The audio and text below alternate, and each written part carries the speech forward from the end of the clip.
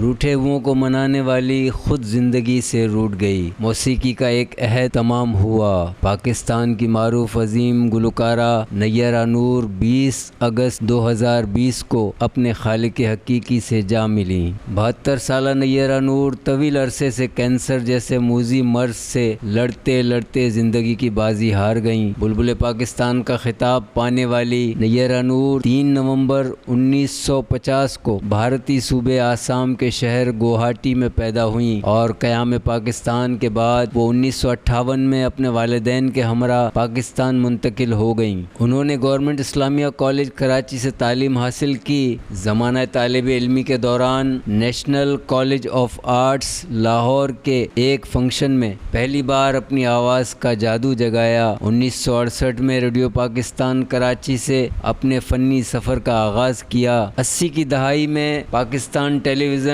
کے کئی drama serials کے لیے گیت گائے۔ 1976 میں ہدایت کار کے خورشید کی فلم گھرانہ سے فلمی دنیا میں قدم رکھا۔ تیرا سایہ یہاں بھی ہو سجنا پل کے بٹھا دوں۔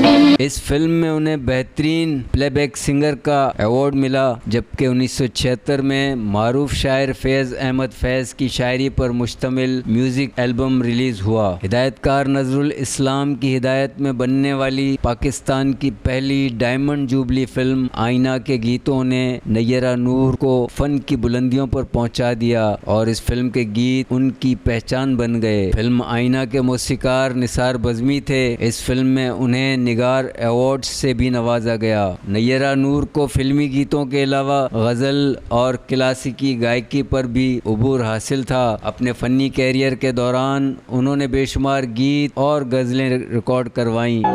ہم کے ٹھہرے اجنبی اتنی وطن کی محبت سے سرشار ان کے ملی نغمے آج بھی زبان زد عام ہیں۔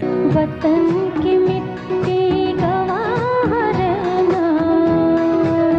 2006 میں انہیں صدارتی ایوارڈ برائے حسن کارکردگی عطا کیا گیا۔ نیرہ نور نے 2012 میں گلوکاری سے کنارہ کشی اختیار کر لی اور ایک خاتون خانہ کی طرح زندگی بسر کرنے لگیں۔ وہ معروف اداکار شہریار زیدی کی شریک حیات اور کاوش بینڈ کے لیڈ گٹارسٹ جعفر زیدی اور ناد علی برکھا کی والدہ تھیں۔ نیرہ نور انتہائی سادگی پسند اور مخلص خاتون تھیں۔ ان کے انتقال پر صدر پاکستان ڈاکٹر عارف علوی، وزیر اعظم پاکستان میاں شہباز شریف سمیت ممتاز شخصیات، فنکاروں اور ان کے مداحوں نے اظہار افسوس کرتے ہوئے اسے میوزک انڈسٹری کا بہت بڑا نقصان قرار دیا ہے۔ نیرہ نور اب اس دنیا میں نہیں ہیں، لیکن ان کے گیت ان کے مداحوں کو ہمیشہ ان کی یاد دلاتے رہیں گے۔